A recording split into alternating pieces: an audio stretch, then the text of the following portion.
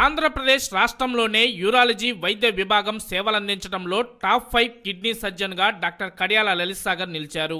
ఇందుకు గాను times of India ప్రతిష్టాత్మకంగా నిర్వహించే times iconic of health care అవార్డును డాక్టర్ కడియాల లలిత్ సాగర్ దక్కించుకున్నారు. విశాఖపట్నంలో జరిగిన టైమ్స్ మెగా కార్యక్రమంలో ఆయన ఈ అవార్డును కేంద్ర విమానయాన శాఖ మంత్రి రామ్మోహన్ నాయుడు చేతుల మీదుగా అందుకున్నారు. ఐకానిక్ లీడర్ హెల్త్ కేర్ పేరిట అత్యుత్తమ వైద్య సేవలందించిన వైద్యులకు టైమ్స్ ఆఫ్ ఇండియా ప్రతి ఏటా ప్రతిభావంతులను ఎంపిక చేసి ఈ అవార్డులను అందజేస్తుంది. ఇందులో భాగంగా Times iconic of health care 2025ను kidney surgeon doctor Kadiyala Lalit Sagar అందుకున్నారు. ఈ అవార్డు అందుకోవడం అనేది యూరాలజీ వైద్య విభాగం పట్ల ఆయన అంకితభావం, నైపుణ్యం, నిబద్ధతకు గుర్తింపుగా చెప్పుకోవచ్చు. వైద్య రంగంలో ప్రముఖ కిడ్నీ సర్జన్ గా సేవలందించడంలో నాణ్యతను మెరుగుపరచడానికి డాక్టర్ కడియాల లలిత్ సాగర్ చేసిన ప్రయత్నాలు ప్రశంసనీయంగా నిలిచాయి. అవార్డు స్వీకరించిన డాక్టర్ కడియాల లలిత్ సాగర్ మీడియాతో మాట్లాడుతూ పలువురు వైద్య ప్రముఖుల సమక్షంలో times iconic of health care అవార్డును కేంద్ర మంత్రి రామ్మోహన్ నాయుడు చేతుల మీదుగా అందుకోవడం పట్ల తన సంతోషాన్ని వ్యక్తం చేశారు.